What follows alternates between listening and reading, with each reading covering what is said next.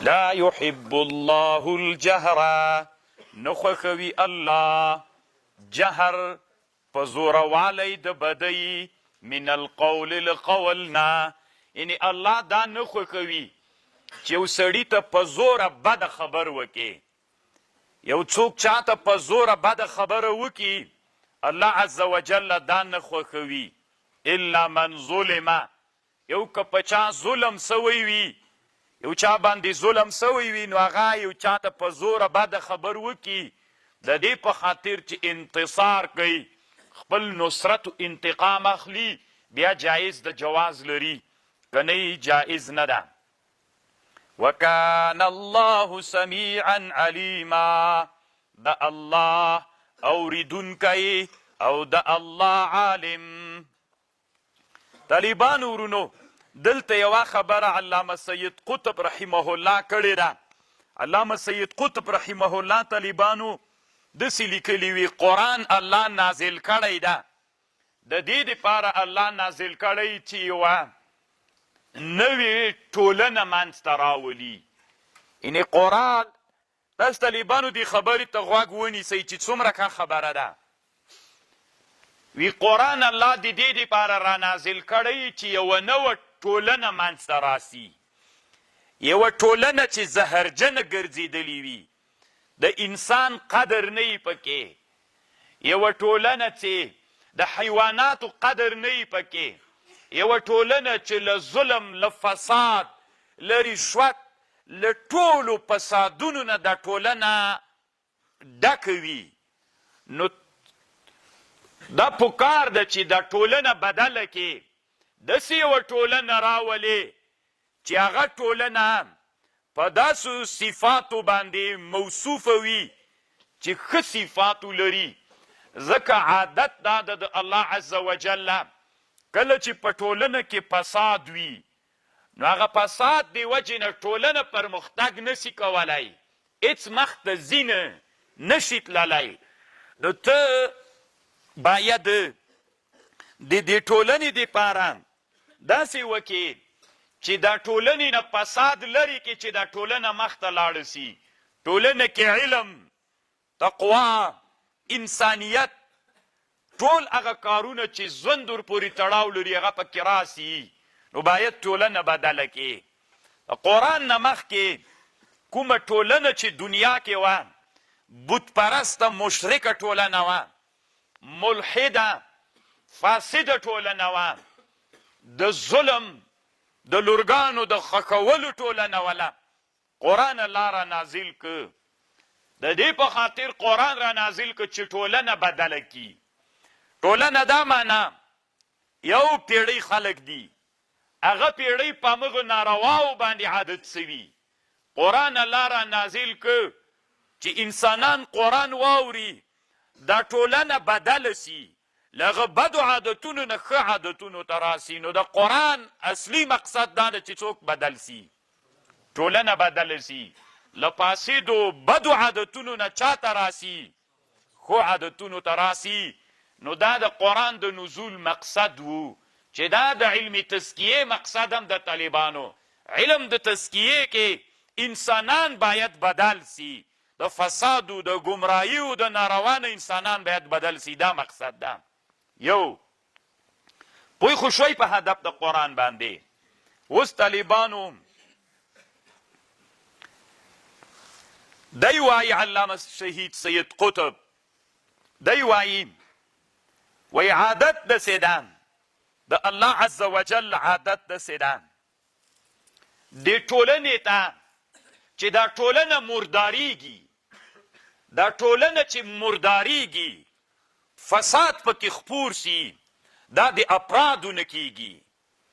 ټولنې ته یو دم فساد نه ورځي ټولنې ته چې فساد ورځي د یو فرد له لارې نه ځي یو فرد یو کار کوي مثلا تاسې فرض کوئ یوه ډېره مسلمانه متدینه ټولنه ده افغاني غیوره ټولنه ده مسلمانه ټولنه ده د ټولنې ته فساد داسې راځي هلته یو هلک را پیدا سو فاحش و لوطي هلک را پیدا سو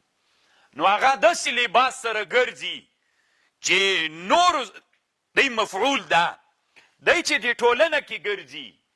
نو دا ټولنې یو څه انسانان یې خراب کړل. د ده د وجې نه نور ځوانان هم دغه کار ته هڅوي، دی د سینازو نخرو باندې ګرځي. دا ټولنه کرا فساد ته راغله، خو ټولنې ته فساد د چا د وجې نه راغی؟ د فرد د وجې نه راځي. نو یو فرد چې ټولنې ته فساد را داخل که نو بل را پیدا کیږي، دیوه د وجې نه بل ټوله ټولنه فاسده سوله، ټوله ټولنه مرداره سوله، ټوله ټولنه کې فساد را داخل سو. نو ډېر یو ښه علم باندې بحث کوي طالبان ورونو، د دې ټول تفسیر په علم د اجتماعیاتو باندې دی ډېر بحث کوي. بېچارګي دا فکر دا ده. نو کله چې دا ټولنې ته د فساد چې راځي د چا د وجې نه راځي؟ افرادو نه. اسلامي امارت ده، اسلامي نظام ده، هیڅ رشوت فساد نشته پکې، خو دغه امارت ته یو نفر څوک راوړي رشوت، که دا یو رشوت خور سو مخه یې ونه نیول سوله، ته بیا ورته ګوره چې بلم څنګه کیږي، بلم خوري. ته یې فرض کوي چې د تاسې ناستې دا حکومت ده چې یوه رشوت وخوړه بل وخوړه، نو دا ټوله ټولنه څوک سوله؟ فاسده سوله، رشوت پکې راغی. نو ټولنې ته چې فساد راځي د چا د وجې نه راځي؟ د افرادو د وجې نه راځي. نو دا ټولنه مرداره سي. چې ټولنه مرداره سوله، داسې فساد پکې اخته سي، په دا ټولنه داسې رشوت خوره ټولنه سي، داسې بچه بازه ټولنه سي، داسې مرداره ټولنه سي، داسې ظالمه جابره ټولنه سي، داسې ناروا په دې ټولنه کې راسي چې انسانان بیا وروسته دوه فکرونه کوي. یو دا ده چې اوس که یو انسان راجګیږي، دا انسان په دې ټولنه کې بدلون راولي، نو دا انسان وایي چې دا ټولنه کې شر دومره ډېر سوی ده چې هیڅ امکان نه لري چې دا شر دې له ټولنې نه زه بدل کړلی سمه. ناامیده سي. داعیان، دعوتګر، هغه انسانان چې داعیان و دعوتګران دي چې ټولنې ته ګوري، هغه شیخ صاحب، هغه مولي صاحب، هغه قاضي صاحب، هغه پیر صاحب، هغه ښاروال صاحب، هغه صاحبزاده صاحب، هغه اخوندزاده صاحب، هغه قهرمان مجاهد، دغه ټول په رشوت اخته دي. زه څنګه بدلون راولم د ټولنه چې ورې فاسده سي؟ نو دا داعي دعوتګر ناامیده سي، نشي کولی چې بدلون راولي. یو. دویم دا د طالبانو ورونو، دی وایي وی په ټولنه کې چې فساد راسي دا د الله عادت ده. ټولنې ته چې نوی فساد راسي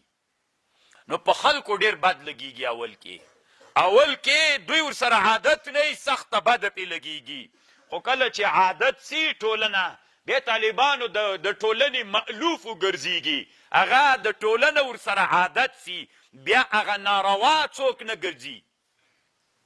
طالبانو بیا روا سي، ځکه ټولنه ورسره عادت سي. کله چې ټولنه ورسره عادت سوله نو ټولنه داسې فکر کوي چې دا بیخي څوک ده نه، دا بیخي ناروا ده نه. لکه تیر نظام کې رشوت داسې حد ته ورسېده، داسې د حکومت د ټولنې برخه وګرځېدله چې چا له چا نه شرم نه کو چې ماته څوک راکه. دا د ټولنې مألوف وګرځېده. نو طالبانو ورونو، کله چې ټولنه فاسده سي، چې فاسده سوله، بیرته بدلون نسی کېدلی په اسانه. دوه علتونه لري. یو علت دا ده چې داعیان فکر کوي چې ټول شر ګرځېدلی، څنګه زه شر واړوم. دویم دا ده، دا د ټولنې مألوف وګرځېږي. کوم شی چې د ټولنې مألوف وګرځېږي بیا هغه په ټولنه کې ناروا نه ښکارېږي. تاسې په وطنونو کې په لورګانو باندې ولور اخیستل سته که نسته؟ د اسلام کې روا ده که ناروا ده؟ ناروا ده طالبانو ورونو. نو چې ناروا ده، دا ولور چې پلار کومې پیسې ځان ته اخلي، دغه پیسې یادوم، یو خو مهر ده، هیڅ مشکل نسته ده. خو دا طالبانو دغه ناروا ټولنې ته د افرادو د وجې نه راغلی که نه؟ د شیخ صاحب، د پیر صاحب، د ملا صاحب، د ملک صاحب، د خان صاحب، د مجاهد صاحب، د قمندان صاحب، لورګانې خو تر ټولو نه قیمتو روپیو باندې خرڅېږي. ټولنه څه سوله د دغې مسلې د وجې نه؟ فاسده سوله. نو چې دا فاسده سوله ګناه اول کې چې راځي خلکو باندې بده لګېږي خو کله چې د ټولنې څوک وګرځېږي د ټولنې برخه وګرځېږي نو مألوفه سوله خلک مینه ورسره لري بیا بې ناروا نه بلي نن په ټولنه کې د ولور مسئله بدلول اسانه ده که سخته ده ځکه دا د ټولنې څوک ګرځېدلې برخه و مألوف و مینې ګرځېدلې ده نو طالبانو ورونو قرآن الله را نازل کړي چې ټولنه بدله کړي له شر نه له فساد نه له ناروا نه نو الله عز وجل دا آیات را نازل کړ چې ان الله لا يحب الله الجهر بالسوء من القول الله نه خوښوي چې په یوه ټولنه کې یو انسان چاته په زوره باندې بده خبره وکړي دا الله نه خوښوي دغه خبره چې الله وکړله چې په زوره بده خبره یوې ټولنه کې مه کوه ځکه چې ټول انسانان د بدې خبرې نه بند سي نو ټولنه څوک سوله پاکه سوله کله چې یو انسان یوه سړي ته وایي حماره کلب عقوره نعوذ بالله پلانکیه داسې چې ووایي طالبانو نو یو مولا له غجې را شروع سي شیخ له غجې را شروع سي مجاهد له غجې را شروع سي ملک له غجې را شروع سي او دا بل نو ټولنه بیرته ټوله څوک سوله ټولنه په دې اخته سوله چې دې ټولنه ټوله ډکه له دې نه ده چې یو بل ته سپک الفاظ وایي تاسو طالبانو خو نور خو یې پرېږدئ ته نه راځئ د دې موږ دوی تاسو د علماو ټولنې ته لږ متوجه سو د علما چې کله په ټولنه کې په دا علمي مسایلو بحث کوي اختلاف شته که نشته شته نو چې اختلاف شته په دې ټولنه کې څوک را منځته راغی علماو ټولنه هغه ملا چې ده باندې رد کوي دا خبیث هغه چې په هغه باندې رد کوي دا کلب عقور هغه چې په هغه باندې رد کوي نو دا د نه سړي زوی هغه چې په هغه رد کوي نو دا ټولنه د افرادو نه مرداریږي که نه نو دا فرد هغه فرد دا چاته زه تیسې رعایت وکړه طالبانو ته طالبان د مدارسو یا د علوم اسلامیو کمې چېرته وایي چې دی کله خبر واوري چې د پیر صاحب ورته کړې د متشدد استاذ ورته کړې دی څه فکر کوي چې د بل عالم خبره واوري د پلار ښځه د نیکه ښځه د شیخ ښځه دا فکر سته دې مسئلې ته ټولنه څوک سوله تر دې نه لوی فساد چیرې چې ته د الله د دین یو عالم ته خبره کوې هېڅکله نسي کېدی طالبانو چې ټول علما دې له چا سره موافق وي خپل منځ کې الله که تاسې علما کړی طالبانو ما سره به په مسلو کې نه یې موافق دا د الله عز وجل عادت ده ټولنه چا مرداره کړله افرادو دغه افرادو نه چا ته سرایت وکړه چې د افراد اکثره څوک چې د افرادو تقلید کوي شاگردان دي نن ټولنه کم حالت ته رسېدلې طالبانو ورونو رسېدلې که نه ده رسېدلې تنا د موږ د علماو ټولنه په دې میډیا کې کوم حالت ته رسېدلې ده نو الله عز وجل ویلې ان الله لا يحب الله الجهر بالسوء الله جهر بالسوء نه خوښوي که غواړئ چې ټولنه بدله کوي نو افراد ناروا نه ځان وساتئ جهر بالسوء نه ځان وساتئ نو ټولنه خپله له چا نه ساتل کېږي چې ټولنه نه مرداریږي نو الله قرآن را لېږلی د ټولنې د چا دپاره نو طالبانو قرآن کې خو اصلاح موجوده ده مونږ کې اصلاح نه ده موجوده مونږ چې وایو چې علم د تزکیې ده نو علم د تزکیې طالبانو باید تزکیه څه معنا یو ټولنه کې بدلون ده یو په ځان کې بدلون ده ځان کې بدلون طالبانو سبب د چا ګرځېږي سبب د بدلون په ټولنه کې دا تصوف د طالبانو ورونو پوهېږئ په خبر باندې دا علم د تزکیې د نفس ده چې زه ځان کې بدلون راولم دا لا يحب الله الجهر بالسوء دا ځان کې راولم دا مې چې ځان کې راوسته چې په افراد ځکه ټولنه له چا نه مردارېدله افرادو نه کله چې افرادو کې تزکیه راغله ټولنه خپله څوک سوله خپله ټولنه پاکه سوله او که افراد خراب ول نن به طالبانو وایي ټولنه مرداره ده که نه ده مرداره له هر لحاظه مرداره ده که نه ده مرداره نو طالبانو موږ به داسې وایو دا بزرګان څه یو چې موږ وایو چې دا خو موږ ښه خلک یو که موږ ښه خلک وای موږ خصوصا هغه افراد چې د ټولنې مقتدایان دي چې خلک دي د ټولنې څوک کوي تقلید یې کوي دا ټولنه د دوی تقلید کوي که نن ټولنه ولې مرداره ده د ټولنې افراد مردار دي نن طالبانو علماو کې مشکل سته نن په تجارانو کې مشکل سته نن په په معلمانو کې مشکل ستا، نن په عمراو کې مشکل ستا، نن قمندانانو کې مشکل ستا، نن زمانه کې په هر هغه څوک په ملک کې مشکل ستا چې د ټولنې رهبر ده په هغه کې مشکل ستا. ځکه ټولنه څوک سوې ده؟ مرداره سوې ده. که ته وایي چې مولي صاحب و، ملک صاحب و، قمندان صاحب و، امیر صاحب ښه خلک دي، نن به ټولنه بده نه وله. ټولنه ولې بدیږي؟ د افرادو نه مرداریږي. که چېرته افراد جوړ شي ټولنه خپله جوړیږي. طالبانو قرآن الله د چا دپاره رالیږلی؟ د الله د اصلاح دپاره رالیږلی چې ټولنه بدله کي. نو دا د علامه سید قطب خبره وه طالبانو چې دلته یې کړې وله، نو ما ته یې خوند راکړه ځکه مې تاسو سره نقل کړله. طالبانو علامه سید قطب چې دا د مصر یو عالم تېر سوی ده، وروسته بیا د عمر په اواخرو کې د اخوان المسلمین یو اسلامي تنظیم د له دې سره ملګری سوی او بیا شهید کړی. طالبانو د یو کتاب جوړ کړی ده، معالم الطریق، معالم الطریق په نامه باندې، معالم الی الطریق، په دغه نامه یو کتاب جوړ کړی ده. دا کتاب طالبانو انقلابونه راولي. که دا خبر مو اوس واورېده تاسې په دې فکر وکئ. مشکل طالبانو په ټولنه کې ده که په موږ کې؟ دا ټولنه طالبانو نن چې خرابه ده، د پیرانو ټولنه، د علماو ټولنه، د تجارانو ټولنه، د ملکانو ټولنه، ټولې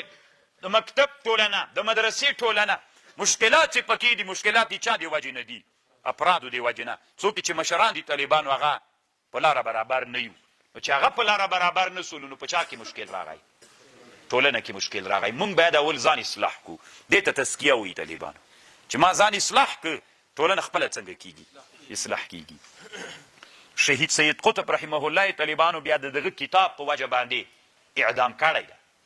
کله وی چې چوکۍ باندې کېنو، ممکن داسې چوکۍ وله چې شاټ به یې ورکاو یا نو دی وی چوکۍ باندې کېنو، وی پوښتنه یې ترنه وکړله. کمال عبدالناصر نومېده، یو لوی خبیث و د مصر.